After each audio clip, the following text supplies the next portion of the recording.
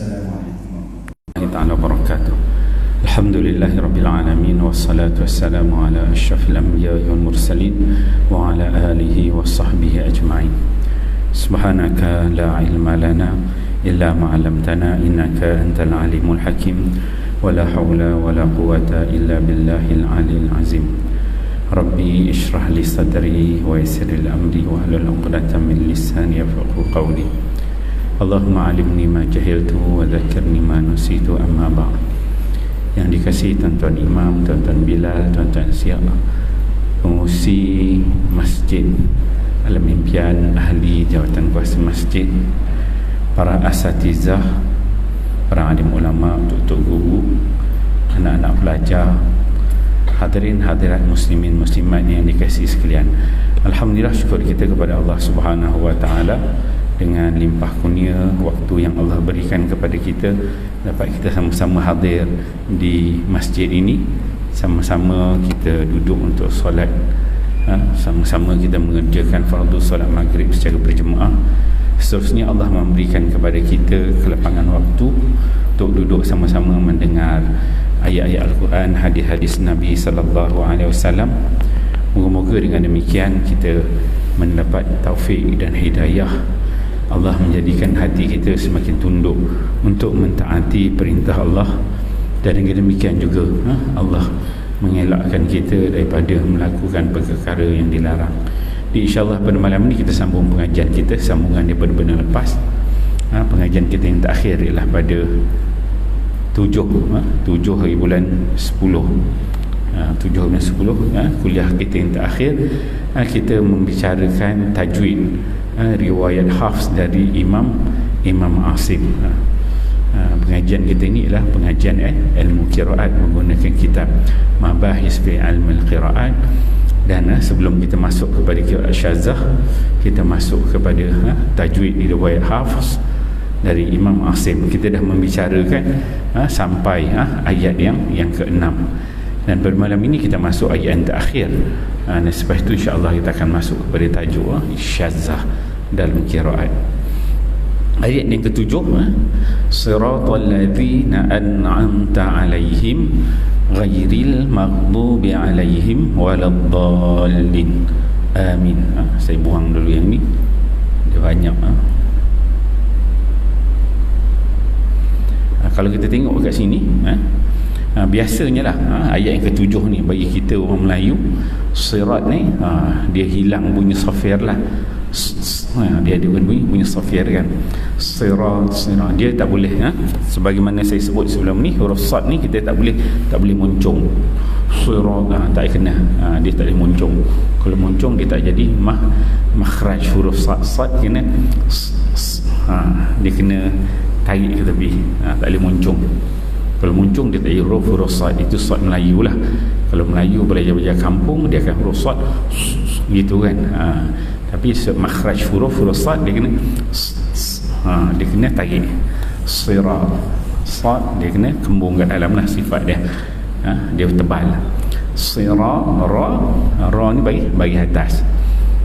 Perkataan sirat ni sebenarnya kalau dalam bahasa Arab, dia Arab ni, dia asas dia sebenarnya perkataan sirat ni dia yang standard, bahasa Arab yang standard dia huruf sirat, sin ra alif ta. Sirat sebenarnya dengan sin. Kalau macam bahasa kita, saya katakan saya, S A Y A, kan. Bahasa standard kita sebut saya kan. Kalau Arab dia dengan sin, sirat.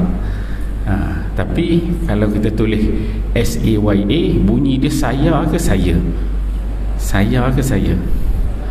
Saya kan. Jadi walaupun tulis S A Y A saya, tapi kita bunyikan dia dengan saya. Begitulah Arab dia asal dia dengan sin, tapi kebanyakan Arab ni disebut dengan bunyi sad. Sad kebanyakan dia akan bunyi sa ya. Sebenarnya asal dia dengan huruf sin. Dan sirat dengan sirat. Ada riwayat-riwayat yang membaca dengan sin. Sebelum ni kita dah ambil bacaan, iaitu bacaan Qumbul, baca dengan sin, dan juga bacaan daripada Ruwais, daripada qiraat Yaqub, baca dengan sin dan sirat. Tak banyak baca dengan sin. Ada beberapa riwayat dia. Kebanyakannya baca dengan sad. Ada juga yang baca dengan ishmam, zai, dengan zirat, dengan zirat. Begitu asal dia.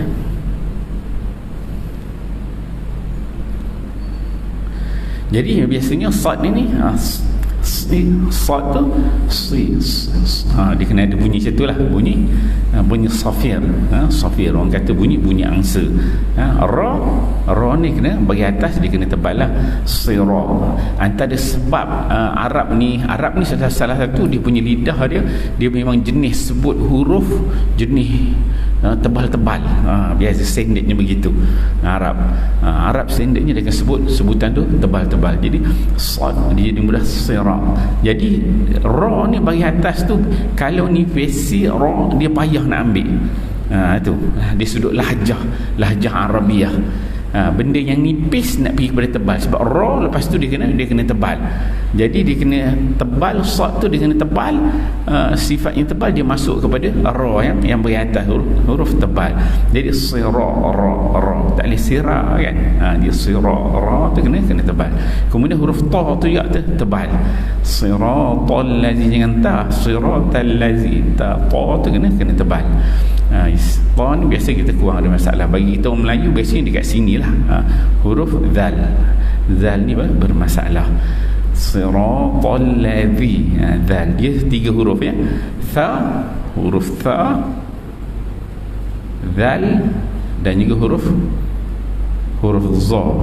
3 huruf ni dia mesti berada di makhraj huruf, lidah kena berada di antara dua gigi kan. Fa, zal, za. Fa, zal, za. 3 huruf tu.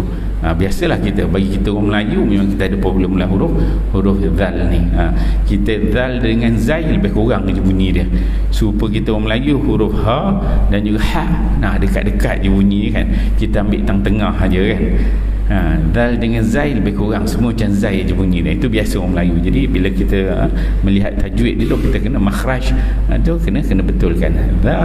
Siratal ladzi boleh nampak lah. Maksudnya kalau kita talaqi musyafahah dengan gugu dia akan tengok. Itu pentingnya kita talaqi musyafahah. Dia akan tengok sama ada lidah kita berada di antara 2 gigi atau tidak. Maksudnya kalau pada depan guru akan nampak lidah tu akan ada di antara dua gigi. So kita kena betulkan siratal ladzi, dan dia beza bunyi dia al-lazi dengan al-ladzi ya. Kita tengok sini ya. Kalau zal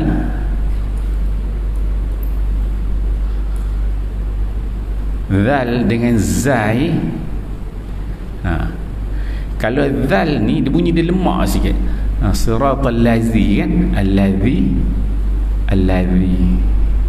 dia bunyi dia macam lazi, macam lemak sikit bunyi dia lazi. Bila kita letak lidah di antara 2 gigi ni, lidah kita dia akan ke depan sikit, dia bunyi dia akan lemak sikit. Siratal ladzina an'am, berbeza dengan siratal ladzina lazi, dia dekat dalam, dia kurang lemak. Jadi kalau macam dengan zal ni dia lagi lemak bunyi dia. So bezalah. Kalau al-lazi tak ada Arab, tak ada al-lazi. Siratal lazina tak ada ya. So kita boleh tengoklah dia beza dari sudut bunyi dia tu. Kemudian ini memang ada masalah lah, masalah orang Melayu pada huruf zal tu. Jadi kena berhati-hati, pastikan dekat ada dekat gigi kita. Kemudian an'am ta ini juga kebanyakan daripada kita ada yang melakukan qalqalah. Qalqalah maksudnya lantunan. Dia baca bukan sepatutnya pegang, an'amta alaihim, an'amta. Kadang-kadang kita terbaca an'amta, ada ne kan, dia melantun, an'amta, bunyi macam sedap je, siratal ladzina an'amta alaihim. Kadang-kadang kita tak perasan kan, siratal ladzina an'amta alaihim, kan nampak dia melantung, dia ada qalqalah, dia tak boleh, kita kena pegang siratal ladzina an'amta kena pegang, an'amta alaihim. Okey, sini juga problem bagi orang Melayu. Kita ada yang membaca dengan lantunan, so kena pastikan terus an'amta alaihim. Okey, amta ni kita tak ada masalah orang Melayu. Alaihim sini juga ada masalah, dia sudut lahjah lah. Baca tuan-tuan ni semua baca okey dah, semua muka-muka ahli syurga semuanya tak ada masalah dah, baca boleh baca. Cuma kita nak bagi cantik lagi, kemas lagi. Alaihim kita kena baca dengan alai, H tu HIM, jangan baca HEM. Kebanyakan orang baca dengan HEM, sebab HEM ni dia lebih mesra dengan orang Melayu. Siratal ladzina an'amta alaihim ghairil maghdubi alaihim, him kan. Jadi kita kena baca dengan HIM, siratal ladzina an'amta alaihim ghairil maghdubi alaihim. Him ni kan, him tu dia dah wajah dah imalah. Sebelum ni saya dah tunjuk kan bentuk-bentuk imalah tu, kita dah huraikan. Kalau baca dengan he, dia dah jadi ke arah imalah, dia condong. Jadi dia lebih tepat bacaan dia dengan kasrah. Kasrah ni bagi bawah yang sempurna. An'amta alaihim, HIM, him. Jangan baca alaihim, him. Dia beza itu tempat yang seterusnya. Kemudian serupa juga ghain ni juga terpayah bagi orang Melayu. Ghairil kan, tak sampai huruf ra tu, ghain tu tak sampai. So kena sampaikan dekat anak tekak tu, ghairil. Ada bunyi macam kita nak mulakan ke ha, ghairil, tapi dia tak boleh panjang sangat, tak boleh juga. Dia kena sedang-sedang bunyi dia, ghairil, tapi dia sampai kepada makhraj huruf dia, ghairil. Itu juga masalah bagi kita. Dia ayat nombor 7 ni memang ayat killer lah, dan banyak-banyak ayat ni pun ayat nombor 7 ni paling susah lah, paling susah bagi kita Melayu. Ghairil, ghai. Kemudian ya tu dia sebelum dia bagi atas, jadi dia sifat dia lin ni sifat dia lembut, lembut. Ghairil, dia lembut. Ghairil, sini nama dia harful lin. Harful lin. Di tengah ayat dia panggil harful lin, maksudnya huruf lin. Kalau dia berhenti wakaf, baru dia jadi mat lin. Boleh kita baca panjang, tapi orang tak berhenti lah dekat ghair ni. Berhenti baru nama dia mat lin. Kalau kita tengok tengah ayat je, nama dia harful lin. Jadi dia huruf lin. Kemudian huruf ra ni juga, ni masalah bagi kita orang Melayu. Kita banyak yang membaca dengan lahjah Melayu. Ghairil kan, rel kereta api kan, kereta api panggil rel kan, rel kereta api.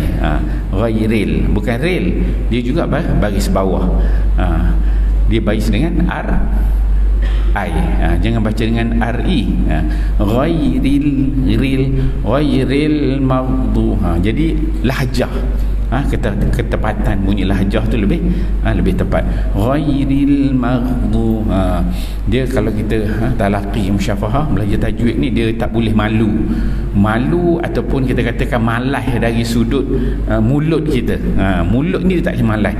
Bila tuan-tuan belajar tajwid, belajar sebutan makhraj huruf, sifat huruf, kita kena buat banyak latihan mulut, latihan sebutan. Mulut tu kena rajin. A, I, U. Kalau baris depan kena U, I, A, kena. Dia kena rajin gitu. Tak boleh macam kita nak malu-malu cover lain kan, banyak sangat kita cover lain kan, tak dapat kita makhraj. Jadi bila belajar ni, sebab itu orang belajar ngaji ni dia takut baca ramai-ramai, dia kena baca seorang-seorang. Dia lebih selamat kan. Kalau silap tu mudah nak betul kan. Dia selesa dia seorang-seorang, one to one. Jadi memang yang payahnya dia suruh makhraj dan juga sifat huruf.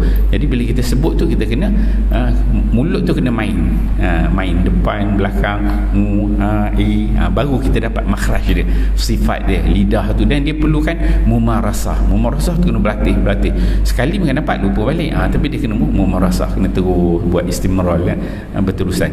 Ghairil ril bagi bawah ril, jangan baca ril. Ghairil maghdu ni juga masalah bagi orang Melayu. Ayat 7 ni semua masalah lah bagi kita orang Melayu. Jangan ada yang qalqalah pula kan. Maghdu ada re tak pula kan. Maghdu jangan tak ada ghain langsung. Makdu pun tak jadi juga. Dia ada huruf ghain tu ada makhraj dia kena bunyi.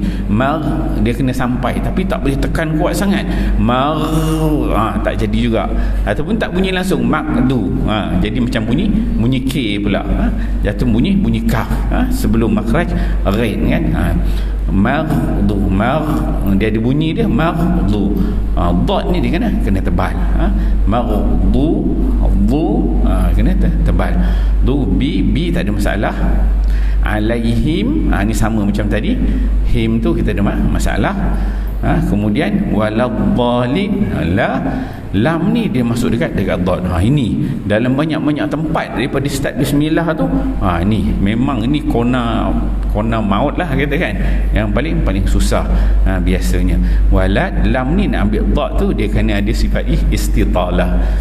Dot tu pula dengan banyak sifat dia, dengan tebalnya, dengan sebab Nabi SAW sebut, ada dalam riwayat mengatakan huruf dot ni tak ada siapa yang boleh sebut lebih fasih daripada Nabi Nabi yang paling fasih sebut. Maksudnya kita buat macam mana pun tak boleh lawan Nabi lah. Nabi yang sebut yang terbaik. Jadi walau lam tu dia masuk pada dot tu istitalah, dia ada panjang. Walau lam tu boleh atas, dia kena tebal. Walau dot tu dia boleh geraham belah kanan ataupun belah kiri. Kemudian dia 6 harakat.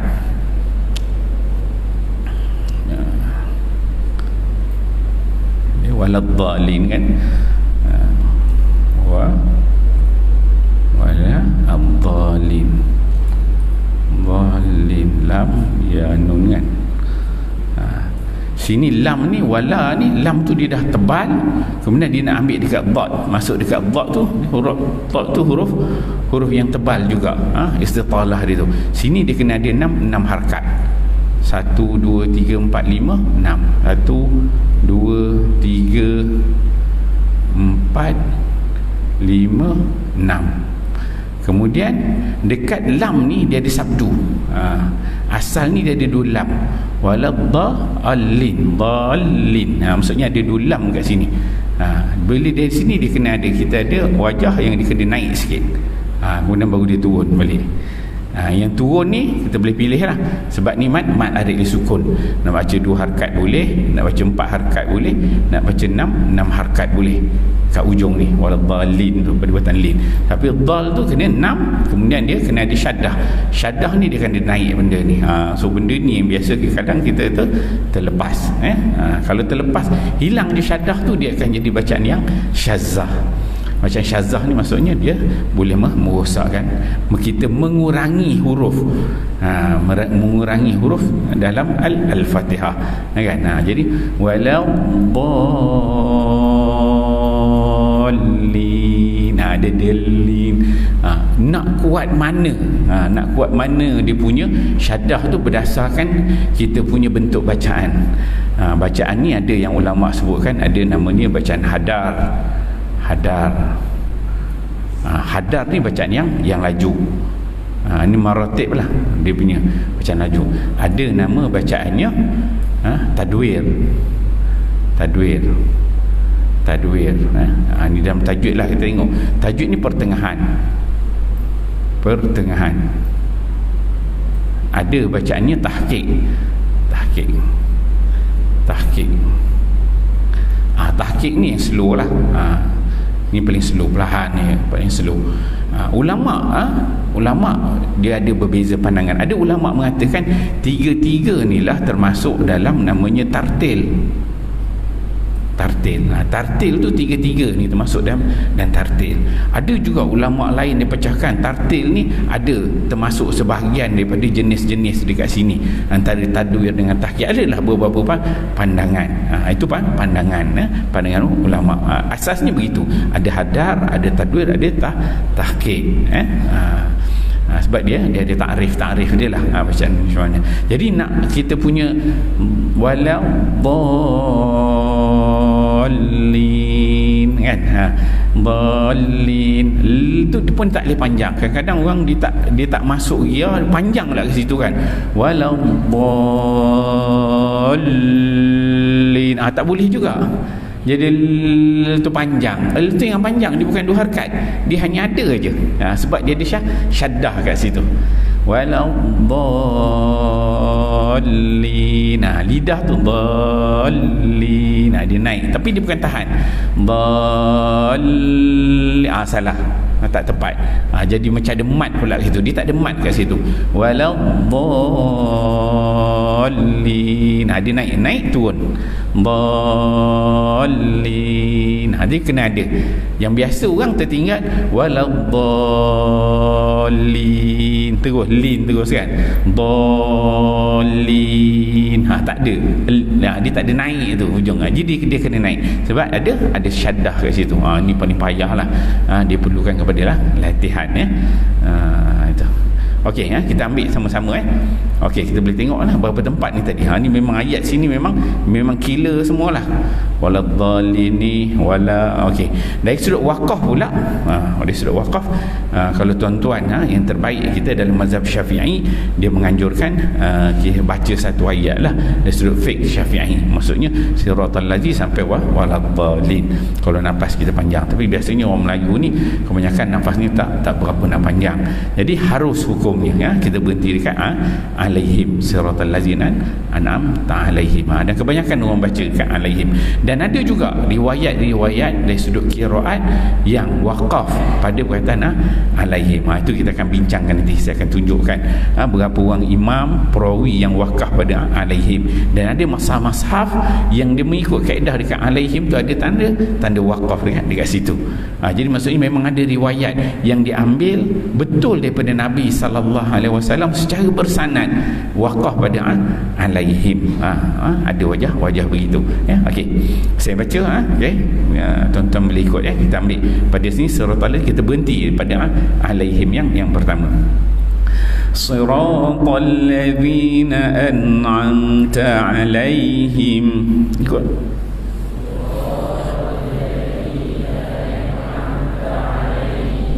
Okey, sekali lagi Sirat tu tebal tapi jangan muncungkan mulut Sirat, ra tu tebal juga. Ta tu juga huruf tebal juga. Zal antara dua lidah. An'am pastikan tak melantun. Alaihim pastikan him bukan him Siratal ladzina an'amta alaihim.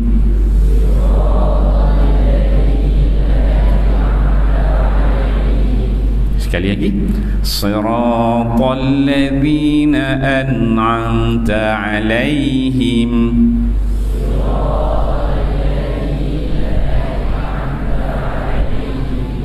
Okey, boleh berhenti kat situ kalau nafas panjang boleh jalan turun. Ghairil maghdubi alaihim waladdallin.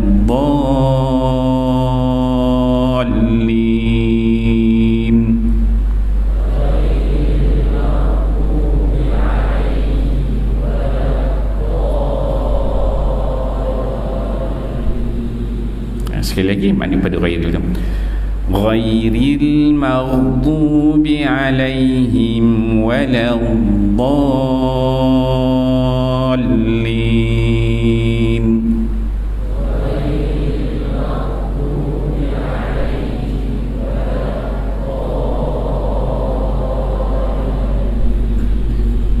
Amin. Lagi satu pada waladdallin ni, kadang-kadang kita dah sebut dah okey tapi terlebih harakat.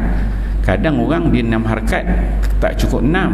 Kadang-kadang biasa bagi orang lelaki lah, biasa dah jadi imam disebabkan lagu. Lagu tu kan, lagu tu menyebabkan dia terlebih harakat sampai 9 lah, sampai 10 lah, sampai kena berhati-hati. Bagi orang lelaki lah yang jadi imam, perempuan jarang lah tu. Dia kata walau dhalin, sedap lagu dia tu. Lagu dia punya lagu dia tu, dia dah terlajak daripada biasa berlaku. Tengoklah mana-mana imam, biasanya imam yang suara sedap-sedap tu kadang dia boleh terlajak. Macam saya ni suara tak sedap, jadi tak boleh nak lajak mana sangat, tak jadi kan. Dia biasa perhati, sebab dia qafiyah ni, dia ada qafiyah. Qafiyah ni maksudnya kaedah kita berhenti. Kita tengok kalau imam tu dia berhenti jenis bacaan 4 harakat, kata al-alamin 4, kan, rahim, din. Jadi kita boleh baca dah. Dia punya harakat dia tu jenis panjang macam mana.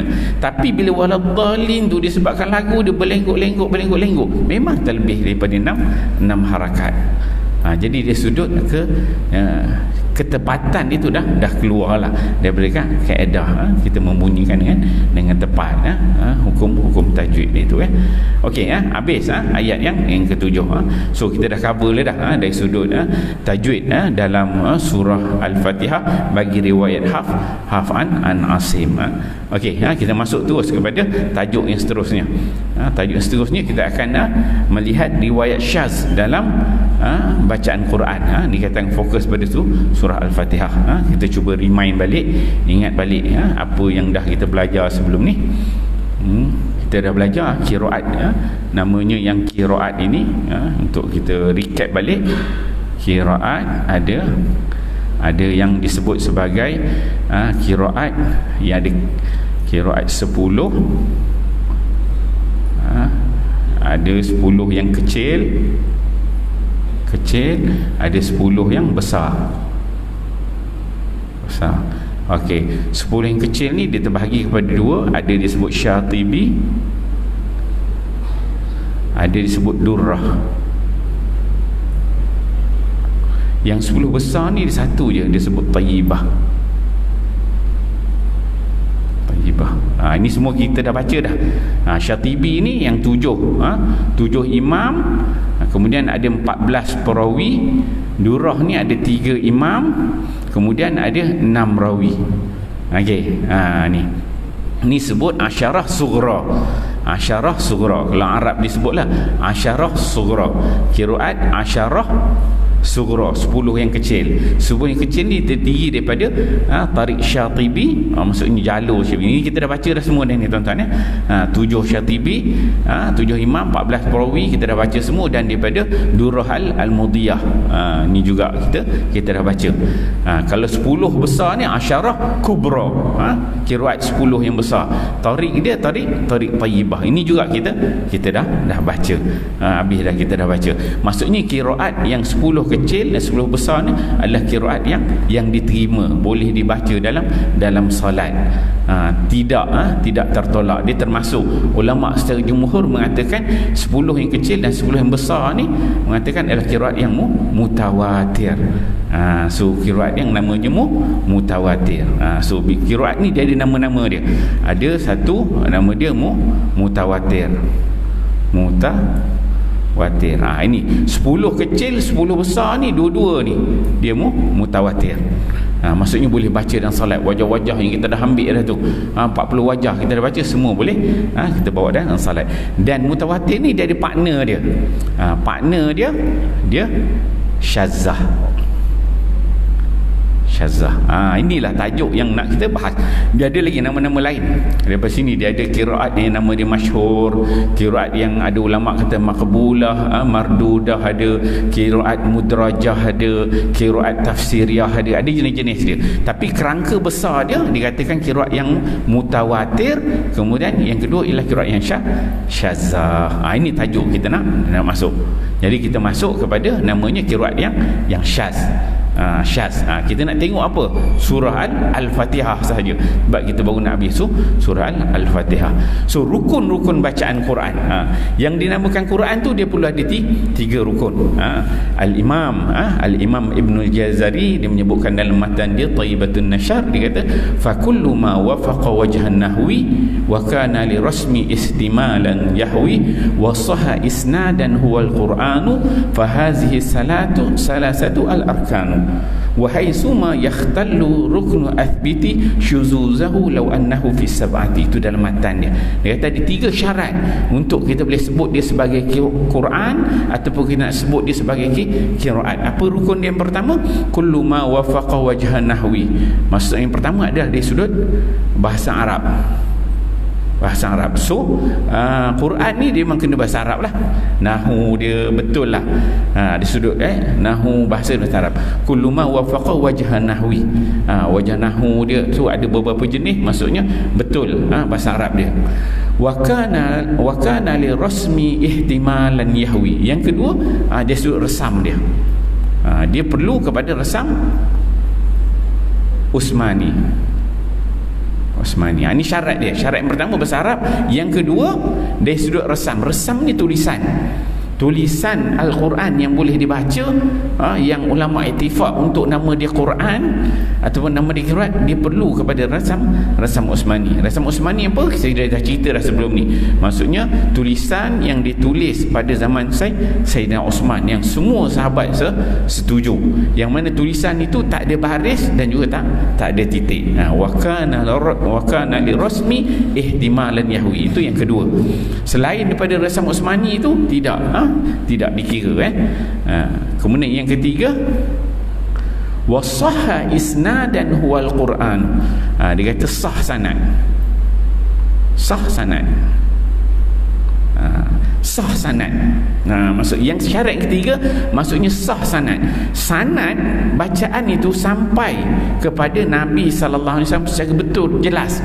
Sah sanad dia, bukan sanad yang tidak sah. Sah sanad, dapat trace bacaan ini sampai kepada Nabi sallallahu alaihi wasallam. Jadi syarat yang ketiga ni, syarat yang ketiga ni dia ada polemik sikit pada ulama. Setengah ulama dia mengatakan apabila ada syarat yang ketiga ni, wasahha isnadan huwal Qur'anu, apabila sah sanad itu, maka itu adalah Al-Quran. Imam Ibnul Jazari kata, maksudnya kalau ada syarat yang ketiga ni sahaja, dia dah boleh menolak syarat yang kedua dan juga syarat yang pertama. Sebab bila sah sanad, dah tentulah datang daripada Nabi sallallahu alaihi wasallam, maka tak perlu dipertikaikan resamnya, tak perlu dipertikaikan bahasa Arabnya, tak perlu dipertikaikan, sebab itu memang sah daripada Nabi sallallahu alaihi wasallam. Maksud dia ada huraian begitu. Ada setengah ulama kata syarat yang ketiga ni dah ada tu cukup dah, tak perlu kepada syarat 1 dan 2. Tapi secara generalnya dia ada 3 syarat ni. Maka dengan 3 syarat ni lah, bila ada 3 syarat ni, dia akan sampai kepada label mutawatir di sudut Quran. Apa maksud mutawatir? Mutawatir ni satu perkataan yang lahir, asalnya dia lahir daripada kalangan ulama-ulama kalam. Ulama kalam ni apa? Ulama-ulama yang membincangkan tentang usul, yang membincangkan tentang akidah. Ulama kalam dia yang guna. Ulama ni lah yang mula-mula guna perkataan mutawatir. So kau nak cek surat beranak dia pada ulama-ulama kalam, ulama usul yang bincangkan tentang akidah. Dia yang bawa perkataan mutawatir ini. Kemudian diguna pakai oleh ulama-ulama hadis. Ulama hadis pula guna pakai. Ada hadis yang mutawatir, label-label dia juga diguna pakai oleh ulama-ulama Al-Quran. Bagi kita yang belajar Quran ni lah, belajar qiraat ini. Jadi mutawatir ni maksud dia apa? Mutawatir ni ialah satu bentuk periwayatan yang mana setiap riwayat yang dibawa itu adalah dari sekumpulan orang yang ramai daripada satu generasi kepada generasi yang lain, yang mana mustahil mereka ini semua berpakat untuk mendustakan riwayat tersebut. Itu maksudnya setiap level. Zaman Nabi bacakan Quran ni kepada para sahabat, ramai para sahabat dengar. Kemudian para sahabat pula ajar sahabat yang lain, sahabat lain ajar pula tabi'in, tabi'in ajar tabi'in, tabi'in. Jadi maksudnya sampai surah Al-Fatihah tu sampai kepada kita bukan daripada jalur seorang, orang yang ramai, yang mana pada setiap level itu mustahil mereka ini semua bersama-sama mendustakan riwayat tersebut.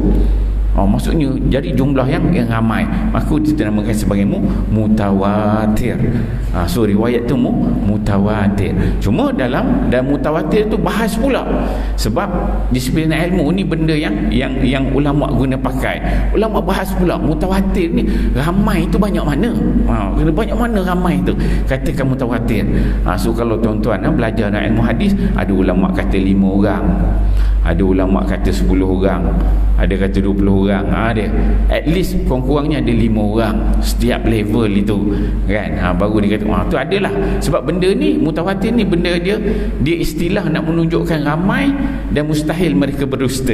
Jadi digunakan istilah mutawatir gitu. Jadi dari sudut Al-Quran, bila ada 3 syarat, namanya bahasa Arab, bila namanya resam Osmani, sah sanad, maka 3 syarat ni ulama kata sejumhur dia adalah mutawatir. Jadi sama ada daripada qiraat yang 7, qiraat 10, yang kecil, yang besar, itu termasuk dalam mutawatir. Kemudian bawah tu bait yang keempat kata Imam Ibnul Jazari tadi, dia kata wasaha isnadan huwal qur'anu. Bawah dia kata wahai suma yakhtallu ruknu athbiti syuzuzahu law annahu fi sab'ati. Di mana-mana kamu jumpa, kata Imam Ibnul Jazari, di mana-mana kamu jumpa yang mana wahai syuma yakhtallu ruknu athbiti, di mana-mana kamu jumpa jatuh salah satu rukun yang 3 ini, maka syuzuzahu, maka riwayat itu dia akan jadi syazah.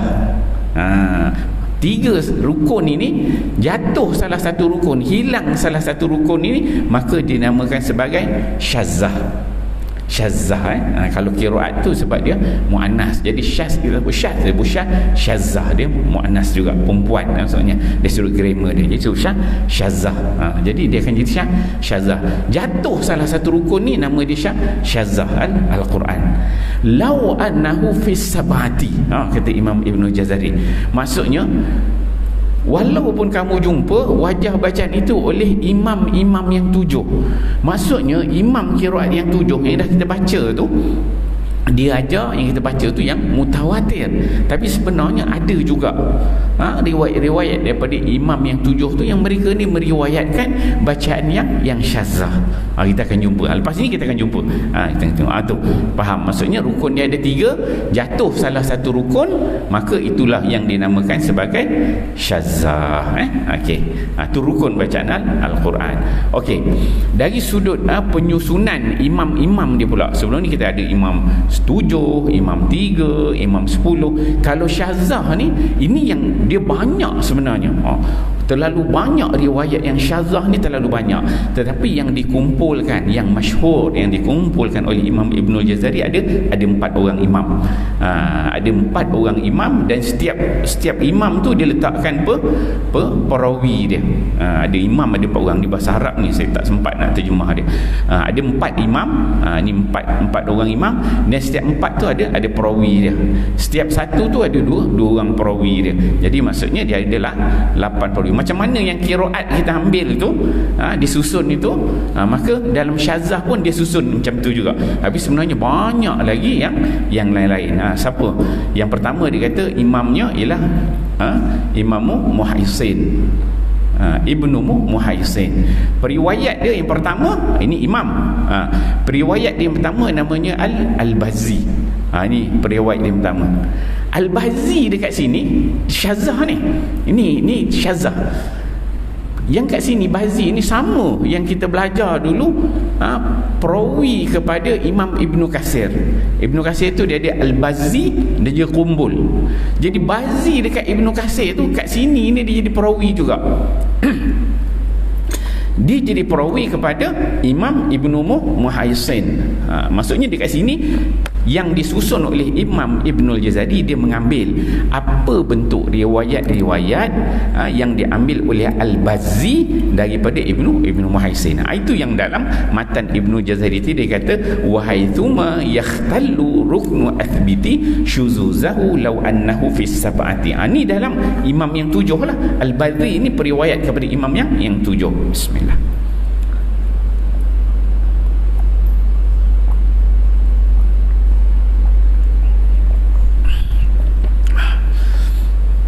Itu perawat dia yang pertama. Yang kedua Ibnu Syambuth. Ini perawi dia yang kedua kepada Ibnu Haisin. Ini perawi dia yang kedua. Ibnu Shannabuth. Shannabuth nama dia. Ni dua orang perawi dia. Yang mana dua-dua riwayat dia ni dia tak direct ambil daripada Ibnu Muhaisin. Dia kata sampai kepada Syubul. Ni adalah orang lain tengah-tengah. Tapi yang disusun oleh Imam Ibnu Jazari, Al-Bazzi dan juga Ibnu Shannabuth. Jadi dua orang ni dia meriwayatkan bacaan daripada Imam Ibnu Muhaisin, yang mana riwayat-riwayat itu ada riwayat yang syazah. Syazah tadi apa? Yang ada jatuh talah 3 daripada 3 rukun tersebut, ya. Itu imam yang pertama. Kemudian imam syazah yang kedua, yang disusun oleh Imam Ibnu Jazari ialah Yahya Al-Yazidi. Ini imam yang kedua. Ini imam nombor 1. Ini imam yang kedua, Yahya Al-Yazidi. Yang mana yang meriwayatkan daripadanya ialah yang pertama ialah Sulaiman. Ini perawinya yang pertama, Sulaiman.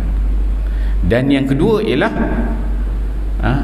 Ahmad bin Farah an Ad-Duri. Yang kedua ialah Ahmad.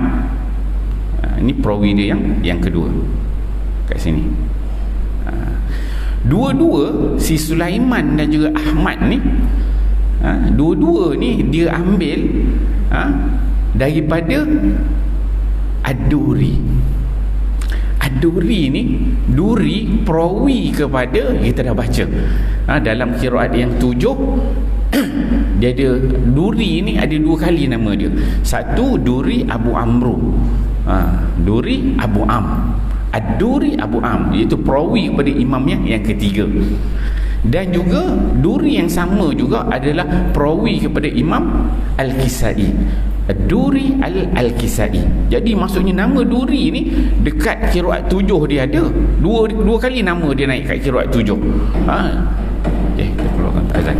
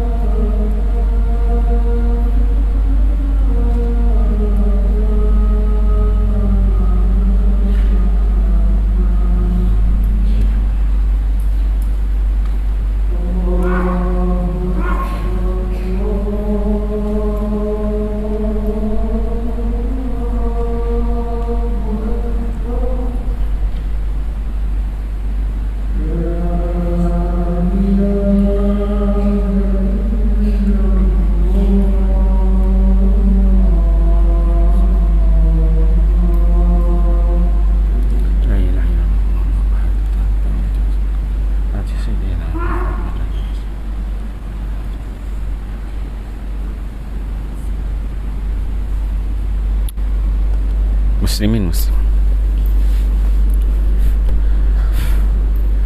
muslimat, hadirin hadirat yang kasih sekalian, kita berikan sikit lagi, ambil lebih kurang 5 minit.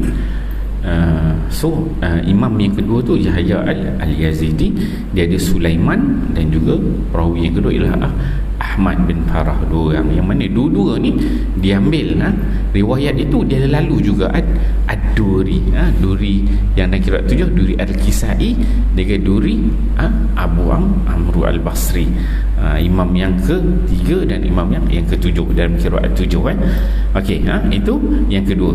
Yang ketiga, imam Syazzah yang ketiga namanya Al-Hasan Al-Basri. Ini imam yang ketiga dalam qiraat Syazzah. Dia ada 2 orang juga perawi dia. Yang pertama nama Syuja', yang kedua ialah Ad-Duri. Banyak nama Ad-Duri ni. Nama Syuja' dan juga Ad-Duri. Ad-Duri ni duri yang sama juga. Jadi banyak sebenarnya riwayat daripada qiraat yang 7 ni, yang mana mereka ni ada menukilkan wajah-wajah bacaan yang syazah, yang dinilai syazah. Bukan kata dia ni salah, bukan kata syazah tu salah, tak. Syazah ni sebab dia memang belajar. Contohnya macam ni, tuan-tuan tuan-tuan belajar. Tuan-tuan belajar dekat Masjid Alam Impian, belajar kat Masjid Negeri Shah Alam, belajar kat Masjid Wilayah, belajar masjid itu masjid ni. Jadi banyak tok guru kita belajar. Itu kita belajar, yang ni pun kita belajar, kita belajarlah tok guru ini. Kita kemudian bila kita dah ada ilmu, kita ajar orang. Kita beritahu, yang ni aku belajar dengan masjid ni, wajah ni aku belajar dengan masjid ni, wajah ni wajah ni. Zaman dia belajar tu, tidak ada lagi disiplin ilmu yang menentukan yang ni salah, yang ni riwayat begini. Tidak ada lagi secara jelas. So disiplin ilmu tu disusun oleh ulama kemudian. Ulama kemudian dia cek balik Ad-Duri ni sebenarnya dia macam mana riwayat dia. Maka dia tahu, dia ada riwayat dia yang mutawatir, yang sahih, yang cukup syarat dia mulai Abu Amru Al-Basri ataupun mulai Al-Kisai. Itu yang dia jadikan imam nombor 3, imam nombor 7. Tapi dekat sini ada juga riwayat dia diambil daripada Hasan Al-Basri ni. Yang ni syazah, diambil daripada Yahya Yazidi. Yang ni yang jenis wajah syazah. Sebab tok guru dia belajar semua, banyak tok guru dia belajar.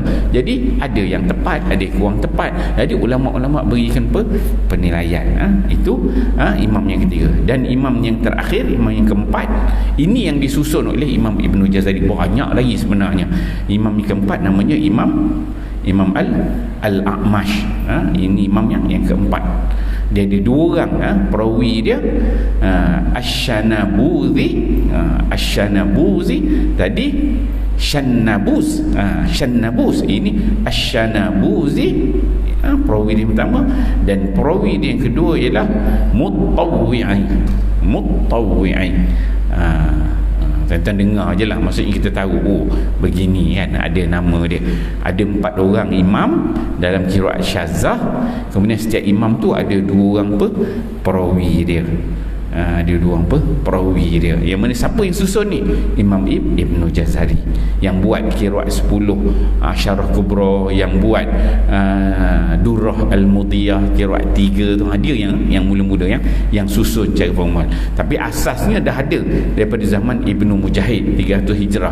Dia dah ada pengkelasan yang menampakkan yang mana yang sah sanad, tidak sah sanad, bertepatan dengan mazhab dan sebaliknya. Tu imam, 4 imam dan juga 2, setiap satu tu 2 orang perawi dia. Kemudian baru kita masuk surah Al-Fatihah. Surah Al-Fatihah, kalau tengok wajah sebelum ni yang kita baca, wajah yang mutawatir yang ada khilaf tak banyak tempat. Pada Al-Alamin 1, Ar-Rahmanir Rahim, Himma ni dia ada 2 kat sini, 2. Ni Al-Alamin ada dengan Al-Alaminah. Ar-Rahmanir Rahim tu dia ada, situ ada dengan Idgham Kabir. Malikiyau dengan Malikiyau, sini dah 3 dah. 3.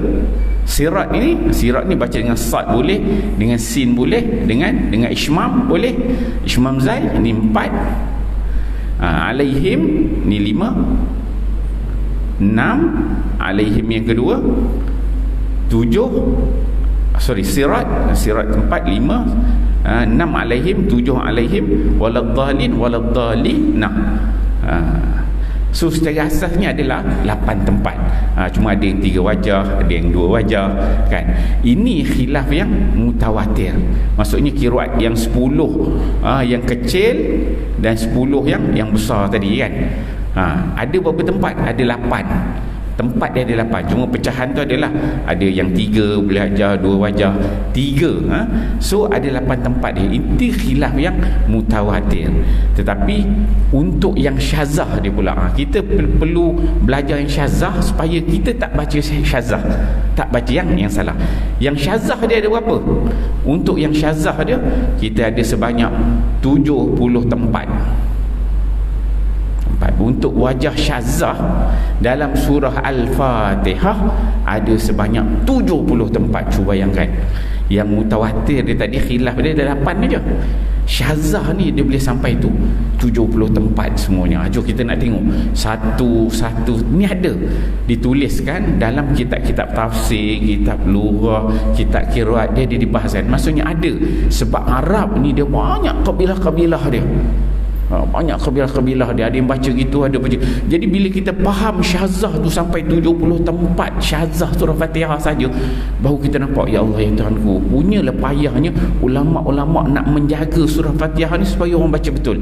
Ini baru satu surah, belum satu Quran lagi kan, baru satu surah. Surah Fatihah yang syazah je ada lebih kurang 70 tempat. Jadi bila kita tengok semua tu, memang perlu dijaga betul sanad, susunan dia betul. Bila kita tahu yang syazah ni, barulah kita nampak ini syazah, jangan baca begini, jangan baca begini. Jadi kita boleh baca dengan bacaan yang tepat. InsyaAllah 70 tempat ni kita akan ambil pada pengajian kita akan datang. Kita akan tengok satu sampai 70 tempat dan kita tengok beza dia insyaAllah. Setakat ini untuk malam ni insyaAllah. Kita sambung pada pengajian kita akan datang. A'udzubillahi minasyaitonir rajim. Bismillahirrahmanirrahim. Alhamdulillahirabbil alamin. Wassalatu wassalamu ala asyrafil anbiya'i wal mursalin wa ala alihi washabbihi ajmain. Allahumma ja'al jam'ana hadza jam'an marhuma wa tafarraqana min ba'dihi tafarruqan ma'suma wa la taj'alillahumma fina shaqiyyan wa la matruda wa la mahruma bi rahmatika ya arhamar rahimin. Rabbana atina fid dunya hasanah wa fil akhirati hasanah wa qina adzabannar. Wa sallallahu ala sayidina Muhammad wa ala alihi washabbihi wasallam. Walhamdulillahirabbil alamin. Assalamualaikum warahmatullahi wabarakatuh.